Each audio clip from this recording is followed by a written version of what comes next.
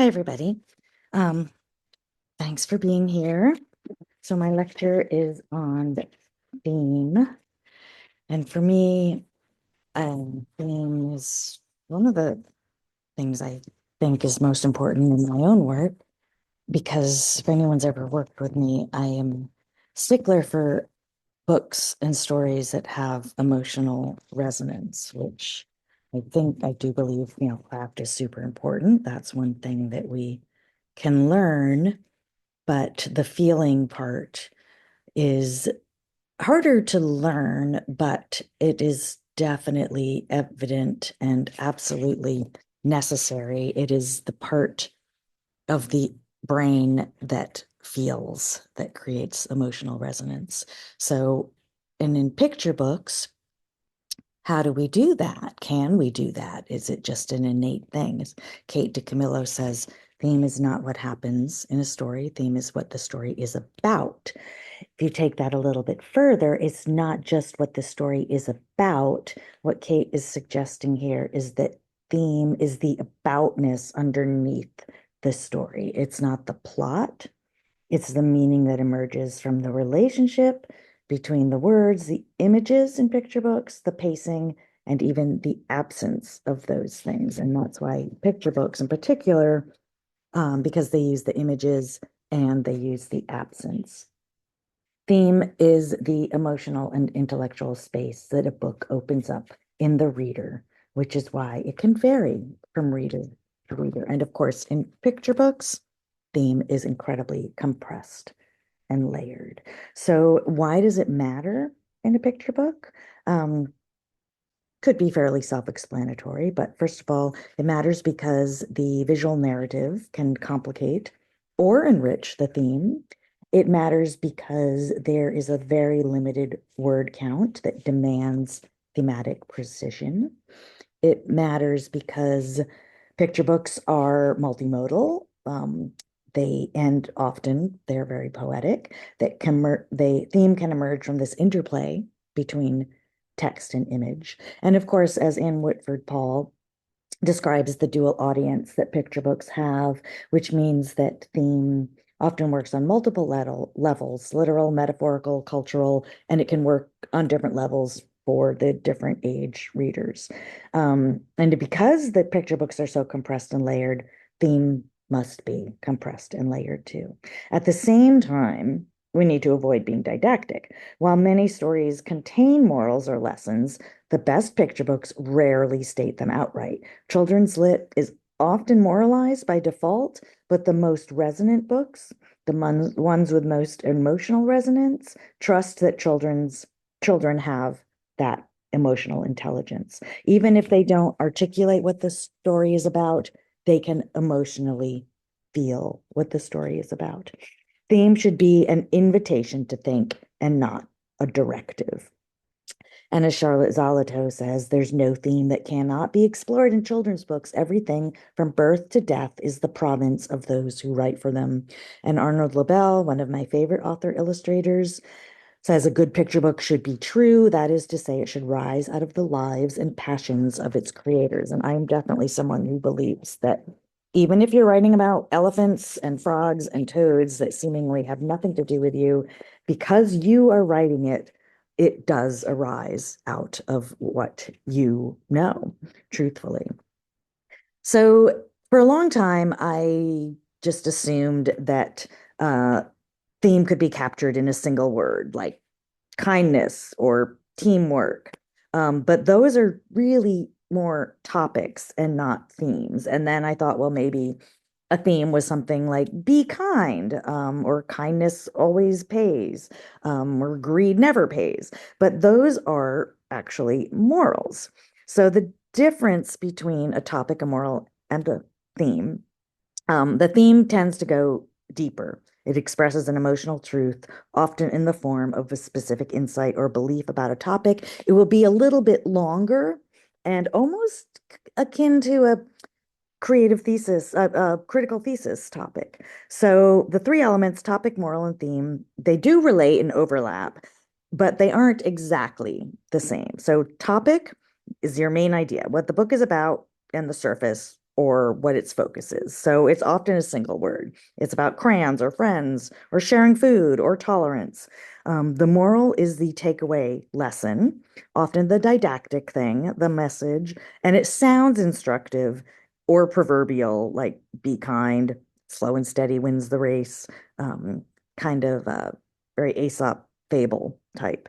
And then the theme is the deeper emotional resonance. It's what the story suggests about life, about identity, about connection, about people. Think of it as the story's thesis, sometimes even a question that could be debated. So say we have something like this. The topic identifies, the moral instructs, the theme explores. So for example, a topic is kindness. The moral might be kind to others, but the theme would be small acts of kindness can have a big impact. And that is what the story, whatever the story is about, somebody being kind and changing their life is what creates the theme. So it also suggests a narrative shape, and it's rooted in story. So obviously, the topic of this lecture is theme, and the moral might be everything has one.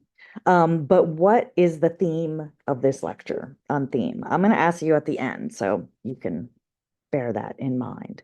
And I'm going to show us some examples of the picture books that you have read over the semester. Even though you read these for character, stories with characters, of course, have a theme. And I often think that theme does emerge out of character because characters are usually the thing that changes. They're the, human connection in a picture book. Even if, the setting is a character or an inanimate object is a character, that is the thing that changes. So I do believe that theme um, often comes from the change in a character, but not always. So we've got Red, a crayon story by Michael Hall, and it is the topic, you could say, is a crayon that's labeled red, cannot draw red. And it's a little bit broad for a topic. You could even simplify that and just say this is the topic about crayons. The moral will be, you're perfect the way you are. And the identity, the theme is deeper. It's labels don't define identity. Being yourself is powerful and freeing, which is what, of course, Red learns. And the book uses metaphor to a great emotional effect. It never actually names this theme, and it doesn't need to. The theme of identity versus external perception comes about very clearly. Michael Hall even said when he was writing this that he was thinking about identity. This book is really about identity, how it feels to be misunderstood, what happens when people mislabel us, how we internalize those labels. But he wanted the story to be playful, not heavy. Definitely something you can do in picture books. Story is about a crayon who can't draw red, but really it's about much deeper identity issues. And Hall takes advantage of this gap between narration and illustration to reinforce this theme that self-discovery is not about fixing what's broken, but about embracing what's true. Red's struggle isn't just internal, it's performed visually by readers being able to recognize that red only draws blue. Every character calls him red, but the pictures contradict this. It's a perfect example of how picture books can make thematic meaning through contradiction between the art and the text. Another example, community and theme. Thank you, Omu by Ogimura. Which topic? Stew or community potluck, or a woman makes stew and shares it. The moral, kindness creates kindness, her act of making stew and sharing it with the community. And the theme could be something like there is power and strength in this generosity and shared community. And that is also something that could be debatable. If Umu had not shared her stew, there would be a very different theme. And Ogimura has said about this book that she was very interested in food as a metaphor for love and story. Food brings people together just like stories do. And that is exactly what happens with Omu.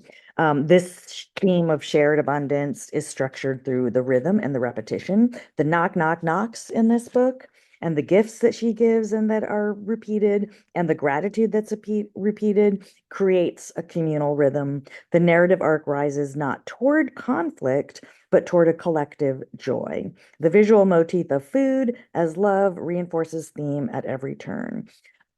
And again, and another thing that picture books will do, and Maura does this beautifully with her illustration, her collage technique is literally layered and evokes cultural and can reinforce the building to a shared meal along with the community.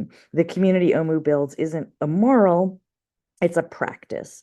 Theme is revealed in the rhythm of the story, in the repeated knocks, the thanks, the layers of art in the collage, and the culmination of the shared meal. And the circular ending reinforces this idea of reciprocity. The theme isn't just in the stew, it's in the rhythm, the art medium, the color, the pacing, and the final reversal in the community. Yes, that. Um, I'm Sorry You Can't Get Mad by Kyle Lukoff and H. Yang Kwan. Kyle Lukoff says sometimes apologies don't feel good. Sometimes kids need a book that lets them sit with that, which is exactly what the main character in I'm Sorry You Get Mad does. The Tupac topic might be two friends navigate a falling out or two friends have an argument. The moral is maybe apology matters. Of course, a sincere apology matters, a fake one doesn't. It could also be it takes time to process emotions. Both of those are sort of moral lessons that come through this book. The theme is a little more about the emotional honesty and the vulnerability that are vital for reconciliation and the ambiguity in conflict and apology. There's empathy in the face of discomfort, and reconciliation takes vulnerability. This book invites, the title itself invites thematic contention. The characters' feelings are left unresolved. There's emotional honesty without tidy morals. And the book rejects this impulse to fix conflict neatly. The apology isn't satisfying, and that's the point. It shows that children and reminds adults that emotional repair isn't always clear. The theme in this story is in the absence of what is left unsaid. There's emotional honesty here, but no resolution in this traditional sense. The theme isn't reconciliation, it's the difficulty of reconciliation.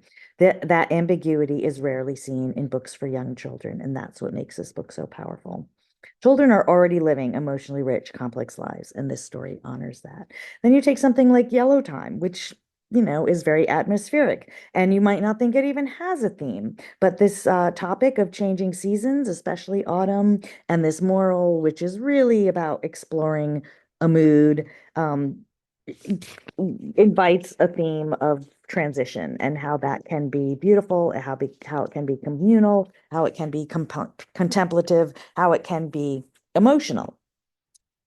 Stringer's language evokes this wonder and nostalgia. And again, the theme is not a moral or a message, but it's a mood and it's emotional invitation to take time and to enjoy. The theme of transition is never named, but the atmosphere evokes the feeling and makes something which is often scary, such as change, celebratory and welcoming. We Are Grateful, which by Tracy Sorrell and illustrated with Frank Lesac. The topic is a Cherokee community that practices gratitude across seasons. The moral is be grateful for this glorious world, love this world. And the theme is more of a statement of life, that gratitude is a way of life, and it is grounded in culture, tradition, and intergenerational heritage and knowledge. The repetition in this book of we are grateful centers the theme as a structural device. Also, the repetition of the title. You can see how important titles are to create a theme too. If you're struggling for a title, you can always look for a thematic element and see if you can take the title from that. I'm terrible with titles though. The cyclical of nature and of the seasons also parallels the continuous nature of gratitude. And then My Daddy is a Cowboy, beautiful happiness, happy book, which really just celebrates joy. The topic is a father and daughter who ride to the city on horseback. The moral, family joy, or family can be joyous, family can be love. Fathers and daughters can express joy. And the theme is everyday moments of connection can redefine moments of connection, joy, and legacy. Everyday moments of connection redefine freedom, joy, and legacy. Um, the intense colors and the pure delight in the visuals of this book challenges stereotypes and supports this theme. It centers joy and representation, which is less common than struggle and survival, and it is tremendously satisfying because of that. The takeaway is that this is really a great example of avoiding didactism because it is grounded in sensory details and grounded in relationship. It is possible to express and to center joyfulness in strong relationships and to show joy as a means of connecting and loving. Sweetie, humor and theme, quirkiness and theme. The naked mole rat. This is what the topic of the book is. Naked mole rat struggles, seeks for friendship. Moral might be true to yourself. And the theme arises out of the entire story that being true to yourself will eventually lead you to belonging. If Sweetie had changed, the interesting thing about this book is that Sweetie doesn't change. Her weirdness is not corrected. It is actually reframed so that others begin to understand her. The theme isn't affirming. The theme here affirms that belonging doesn't come from fitting in, but from finding resonance and completeness. The humor helps readers to feel safe, exploring this comfort and discomfort and nonconformity. Sweetie isn't just an odd character, she's also oddly drawn with the art and emphasizing the scene. Her story isn't about change, but it's about patience and self-acceptance. The theme is embedded not just in what is said, but how Sweetie moves through her world. Visually, she's out of place until suddenly she isn't. And then we have existentialism and humor, absurdity and humor, existential play, and we are definitely human. The topic, a group of aliens explore what it means to be human. They come to Earth. The moral could be kindness and empathy or essential human qualities. I think somebody should tell, who that. And the theme, the surreal tone and absurdism invite readers to engage playfully with this deep philosophical questions and possibly into conversations about being and belonging without scaring them off. The theme is identity, absurdity, and the boundaries. The theme is the importance to give people the benefit of doubt and treat them with respect, regardless of origin or perceived differences. And the absurdness of this book and the humor of this book really does invite readers to engage with something truly deeply and truly philosophical without scaring them off, without being moralistic, without being didactic. And after all, children accept and understand absurdism much better than adults. This is also a really good example of what you can say and do in the context of picture books, more so than any other form of literature, that children will innately understand, and it will go over the head of adults who will never understand. Those of us in this room, we get it. We understand how important it is to give people the benefit of the doubt and treat them with respect, regardless of origin or perceived differences. There are adults, we all know all too well who they are running this country that do not understand this basic moral and thematic storyline. They need this book and they'll never get it. They'll never get it. And they'll read this book and they won't even get it. So you can get away with more in children's literature. You can say more deep philosophical things than you can in an actual, like, say, nonfiction essay. What about books that have no themes? That's a question I often get. There are books that seemingly are just entertainment. They are just language. They're just delight. They're just absolute absurdism. Some examples: Don't Let the Pigeon Drive the Bus, The Monster at the End of This Book, The Book with No Pictures. They're silly. They provide play. They provide reader engagements. They're full of metafictional surprise.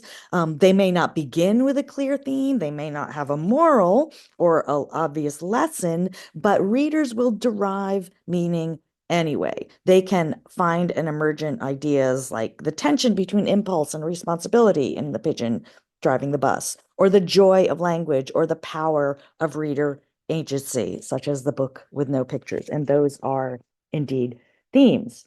Um,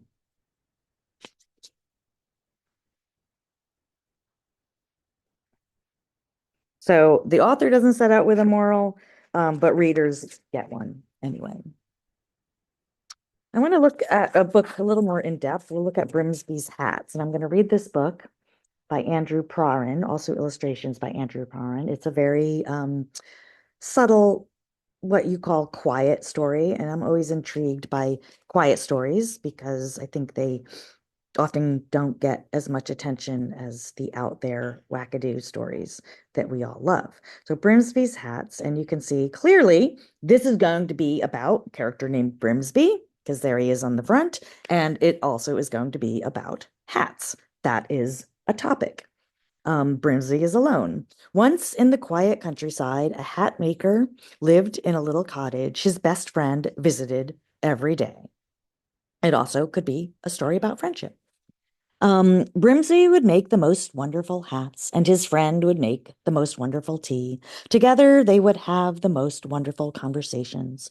When the hats were finished, they sent them to customers all around the world. It's very nice of Brimsby's friend to help him. This was how it was for many years. Repetition, um, contentment.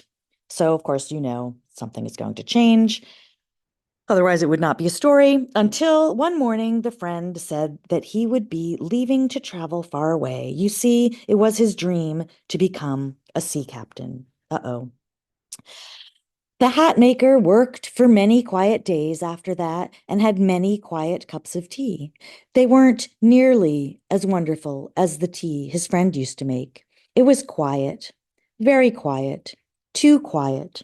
One day, the hat maker realized he had become awfully lonely. You can see the seasons changing, time has gone by, the theme of working hard, patience, waiting, quietness until you suddenly realize things are not the same. It can take a while. So he set off on a walk looking to make some new friends. He wore his favorite hat because he's a hat maker and he likes hats. And this is, after all, a book about hats. And the palette of this, the size of the character being small in the mounds of snow, the trees in the forefront, the house in the back, even the little whistle of smoke coming out of the house following Brimsby. His little shoveling shows that he is has agency. He's taking care of his need quietly and patiently, which is within his character.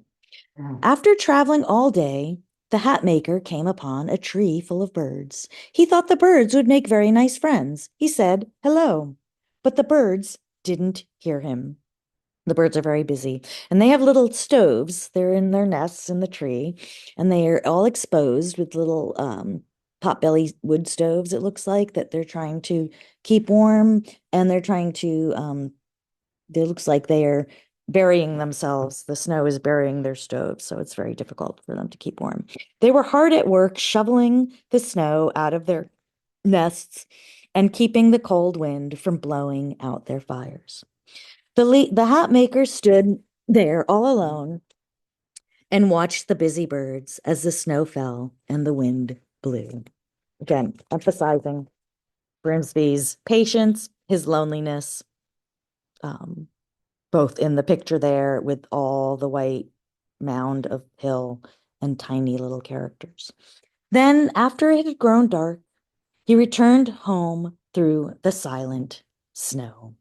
This picture has a lot of impact in terms of thematic expression, all the white space, which you could say is an example of absence, not just absence of word, absence of image, absence of color, emphasizes Grimsby's loneliness and also the loneliness of the world.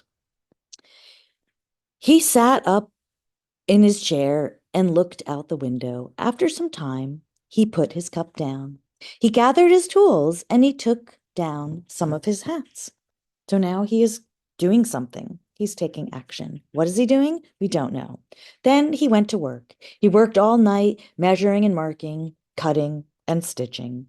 Clearly, he's doing what he does, which is making a hat because he is a hat maker, and this is a book about hats. When morning came, the hat maker packed everything up and carried it through the snow. He found the tree full of busy birds and he worked just a little bit more. And you can see now that in this palette, which has been soft blues, lots of white, subtle grays, that we are getting a tiny, well, not such a tiny, but we are getting stripes of red from the sunrise, which are adding elements of joyfulness, perhaps an element of change, subtle thematic relevance through the images. When he was finished, the birds had new homes. The hats kept the snow out of their nests and stopped the cold wind from blowing out their fires. The birds weren't busy anymore. So here we have a very ingenious solution. Grimsby is using his very skill, the one skill he has, making hats, as a way of helping his friends in a very unconventional way, which also is an underlying theme, showing that you can be creative and do what you do and use it for something that you wouldn't think it is normally for. It's a very creative problem solving example, right? Hats to keep out the snow of the bird's nest. And now that the birds aren't busy, what? It opens them up for friendship? Perhaps it does. So they all talked. They talked about hats. They talked about snow shovels. They talked about whether lemon cookies taste better than worms.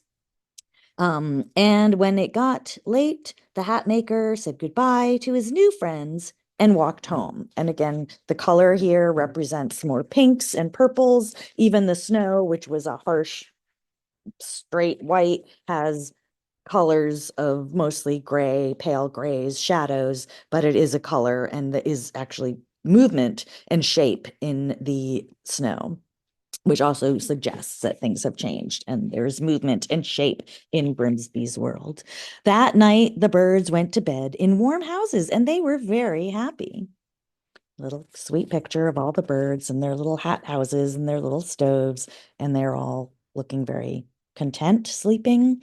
They weren't the only ones, and there's a picture of Grimsby looking at him through his window. And again, the colors in the snow and the patterns in the images all emphasize the color and the patterns that are now entering Grimsby's life. And in the distance, you see little bits of green and yellow, in addition to the blues and grays and white palettes. From then on, the hat maker and the birds would see one another quite often. Sometimes the hat maker would visit the birds, and sometimes the birds would visit the hat maker.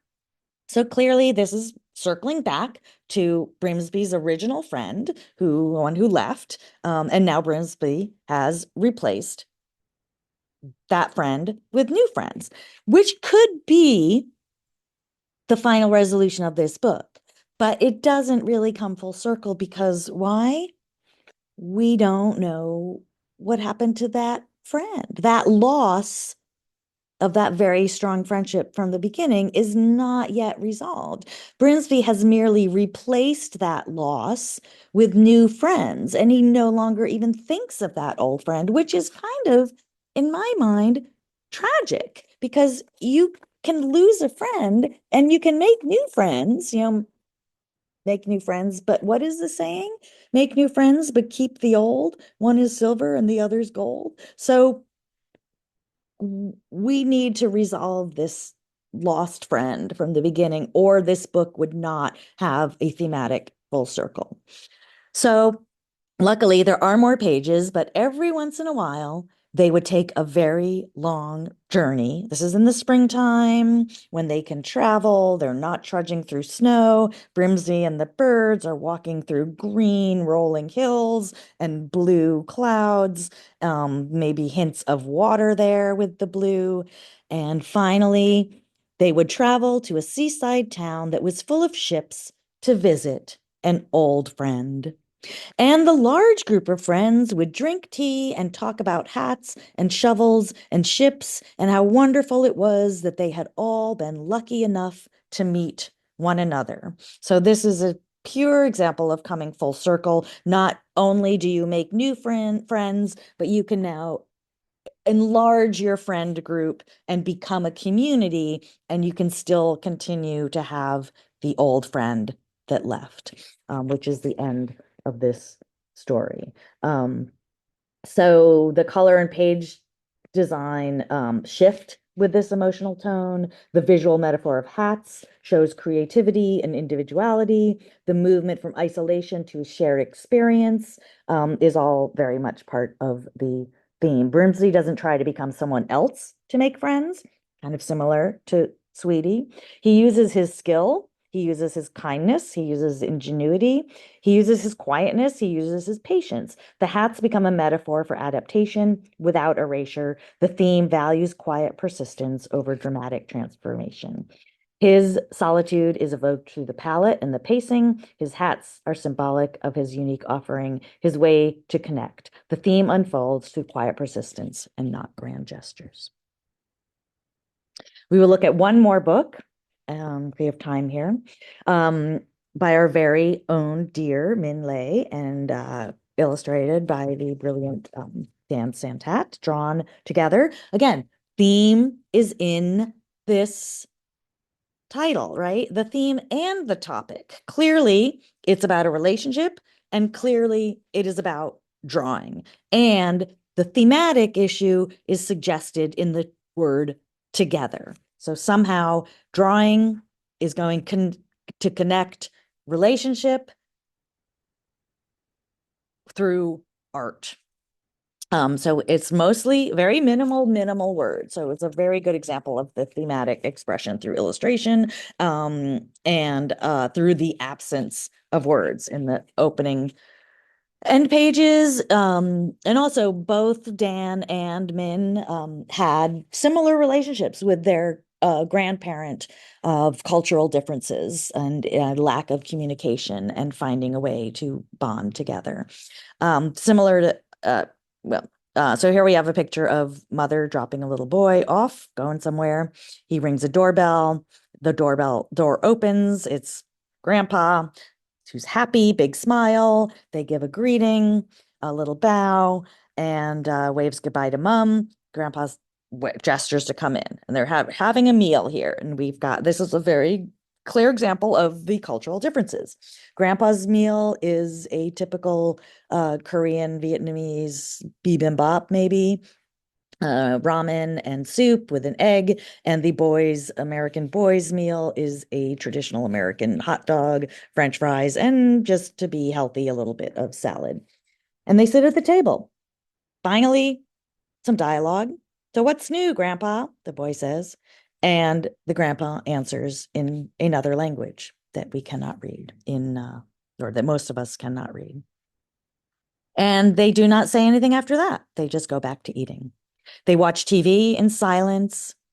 They look at it's a superhero TV show.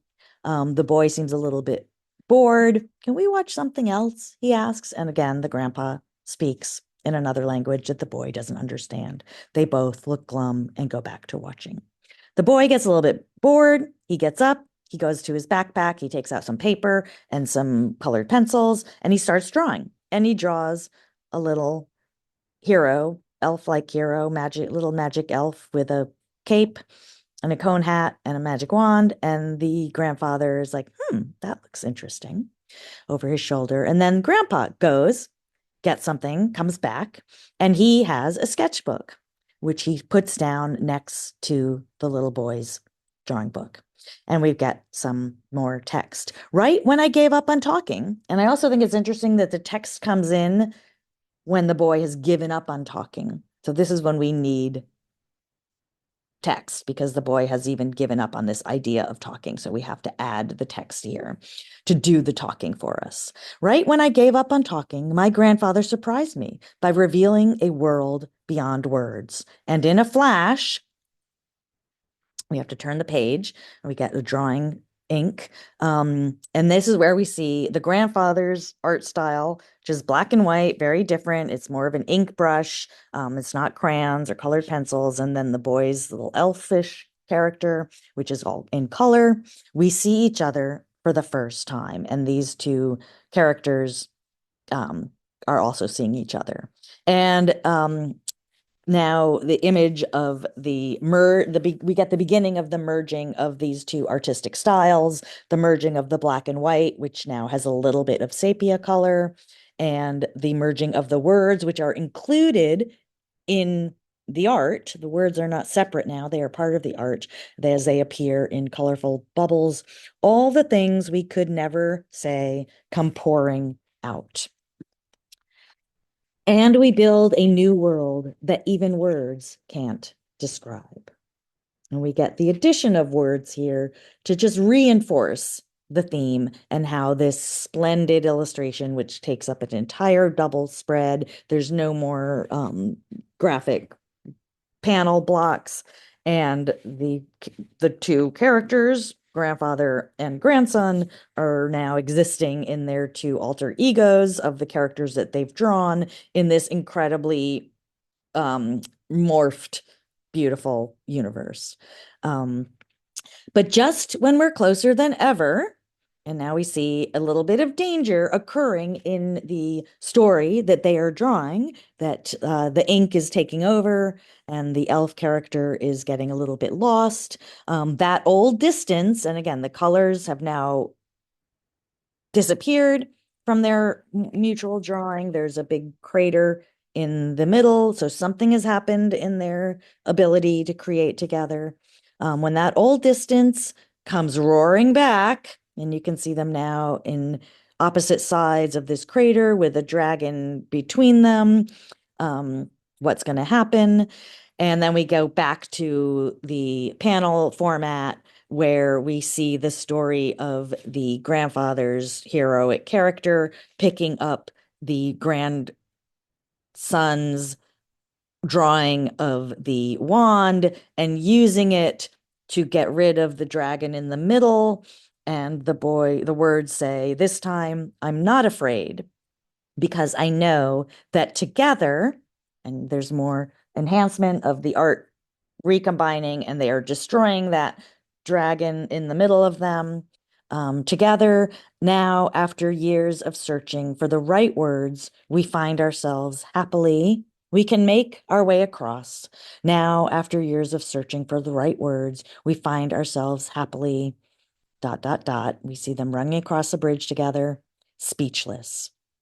So that also reinforces that the lack of words is what actually brings them together. And this drawing, previous to this, when we see them hugging together in a very colorful space, and then the idea of them in their story that they've created, their characters are running across a bridge to join each other, and then in real life they have actually run across that bridge to join each other. And then the mother comes and everybody's happy, say goodbye. So this definitely shows the bridging of differences through creative expression. The language barrier is the initial separation, but the visual styles represent each character's worldview. The fusion of art emphasizes the thematic fusion of the relationship. This book is a masterclass on thematic integration because the dialogue is minimal, but the emotional and narrative arc is very robust. It's told through shifting visual modes. The theme emerges in the movement from estrangement to this co-creation. Min Lei has said that this book is not about the words. It's about connection, and connection can happen in silence, in color, in story. The book builds theme through this contrast and synthesis. Different artistic styles become the visual languages, bridging the emotional distance between characters. This juxtaposition reflects the distance and the eventual closeness. The final spread where the art combines is a literal enactment of thematic resolution.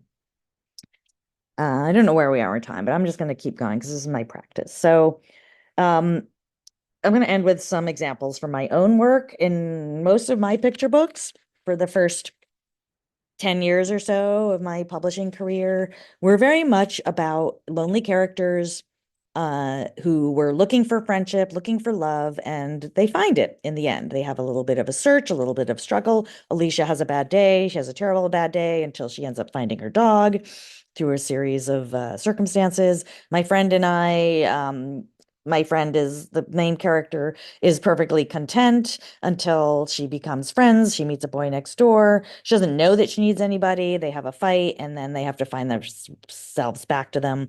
Little dog, lonely dog, finds a lonely artist. They become friends. On the hill, two lonely trolls who don't know that the other exists, go for a search, and they do find each other. So during that time in my life, I was alone and I was content. I was doing lots of books, but I was also, because I'm human, searching for some sort of love, some sort of longing, some sort of deeper connection.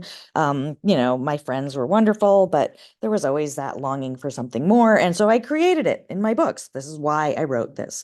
Eventually, I was kind of older. I was happy with my career and successful, and I did find someone and we did fall in love. Oh, hello? Hello? No. And so for a long time, after I moved in with my partner, I didn't know what to write. I could no longer write about a lonely character finding love because I had already found it. It was not in my emotion. It was not my emotional truth. So eventually, I was able to use that because there is always emotional truth and there is always struggle in everything, no matter how wonderful your life is, no matter how much love you have, there is always, always, always a struggle. And I kind of love the struggle in some weird way. I think writers do. We do love a struggle, whether we want to admit it or not. We need it in order to create our books. We need the struggles to find our happiness. So Felicity and Cordelia, two characters that live together. They are content, but of course they have differences and they must learn how to deal with that and leave each other and come back together. And then Petal and Poppy with a very similar theme, a um, rhinoceros and an elephant that are in a very good relationship, but one of them is a worrywart, one of them is an adventurer, and they have to learn how to deal with that in a variety of situations. And another, like, because this book is about different relationships and because it's about how to navigate that, it's about how to collaborate, it's about how to live with each other. My husband and I actually collaborated on these books. So this collaboration is part of the theme of this story of two characters who are different, who have both are artists, who have different artistic skills, must learn to cohabitate and love each other and come together. They adopt a penguin. My husband and I have adopted a stray dog, so we've also had to learn how to navigate that new character in our life. I'm going to read a book, 1, 2, 3, Yippee, which is one of my earliest books. I think this was my second or third book. It came after, maybe it was my fourth book. It came after ABC Yummy. If you do an alphabet book, naturally you have to do a counting book. And when I wrote this book, I was living alone in Boston. I had just started uh, teaching at Emerson College, and I had moved into my very first apartment all by myself. First time I was living without a roommate. It was a basement apartment in Boston, very dark, but it was mine and I loved it. But I still, because I had that apartment, I was yearning for something more. I was yearning for, that case, a home, a place to love. I wasn't yearning for love so much, but I was yearning for the love of home and a garden and a place that I could invite people over and I could have, entertain people and that I could then go back to my quiet existence. So one little house all alone. There it is. And also in that time, I had two children in my life that were dear friends of mine, Kyle and Sophie, who read all of my books. And so this is also my way of inviting them into my home. And they did come and have sleepovers with me a lot. So this book is dedicated to them, and this is them depicted in the illustrations. Two little children come in with tea. Three little dogs bark at the door. Four little kittens carry balloons. Five little monkeys wear party hats. Six little sparrows sing some sweet songs. Seven little turtles make a grand entrance.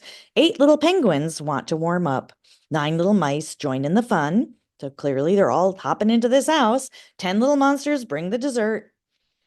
10 little monsters, nine little mice, eight little penguins, seven little turtles, six little sparrows, five little monkeys, four little kittens, three little dogs, two little children, and one little house have a big party. And this is just a full spread of all of those characters. And yes, you can count every single one of them are in this picture celebrating. But because, a full house can't stay full forever, and because a party can't last forever, 10 little monsters leave full of cake. Nine little mice sneak out the chimney. Eight little penguins want to cool down, so they roll down the hill. Seven little turtles make a grand exit. Six little sparrows fly to the trees. Five little monkeys take off their hats. Four little kittens go home to bed. Three little dogs wave goodbye. Two little children run out the door. One little house all alone. But because it seemed a little sad to have the house ending up completely alone, it does need somebody to be in it. So the very last page, two little children come back and make it their home. The significance of this book and my longing for home, it seems like a simple little counting book, 1 to 10, 10 back down to 1, slowly back up again to 2, which shows a continuity. A couple years after this book came out, I did buy my little house, which is a little yellow house about this size, which I lived in for a long time with my little dog. Then my little partner, not so little, but my adult partner moved in with me. It is our home sweet home. I love this little house with my whole heart. I do love having people visit me in my house, and it is small, so it gets very crowded. So it's also wonderful when they all leave, but the two of us always come back and make it our home.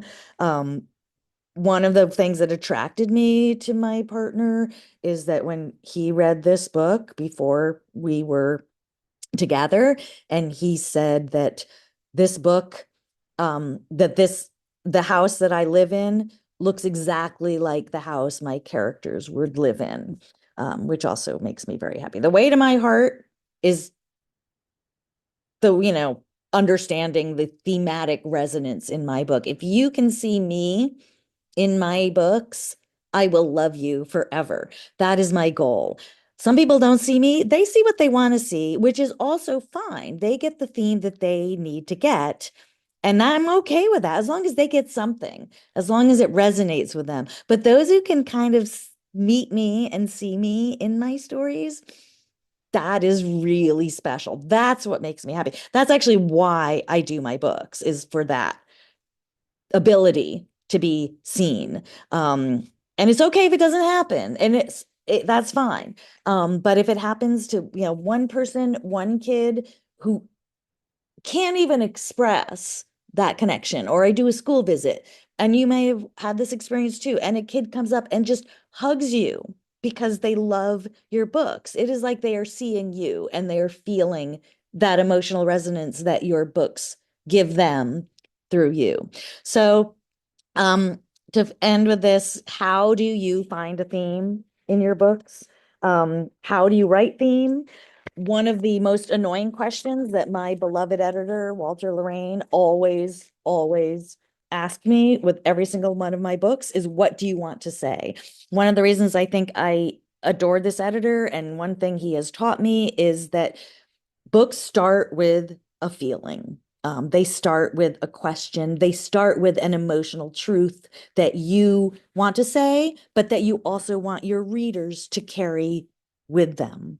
You might not know what you want to say until after you've written the book, maybe years after. I didn't exactly know that I was writing about the house that I wanted to live in, in the future when I wrote 1, 2, 3, Yippee. It wasn't until years and years and years later that that book has shown itself to me to be a very true book. But you also, another way to use theme is make use of the structure, the repetition, the rhythm, the pacing, the syntax, the poetry of your words. Avoid this message trap. Show, don't tell. Don't ever put the moral in there. Let the characters, the setting, the images, the objects do the heavy lifting for you. Use metaphor, use mood, use objects to invite reflection, a hat, a stew, a leaf, a crayon, a letter, a home, a sketchbook. That can all be ways to enhance your theme and trust the pictures. So, um, the best children's books do not offer answers, but they encourage children to ask more complex questions. We are not providing the answers. That's what Perry Nodelman, a scholar of children's literature who wrote Words About Pictures, has said, and Maria Nikolaeva, a Russian scholar who lives in Cambridge, England now, and teaches at Cambridge, who has a book called How Pictures Work, has said that the best picture books hold contradiction. They make space for joy and sorrow, ambiguity, and insight.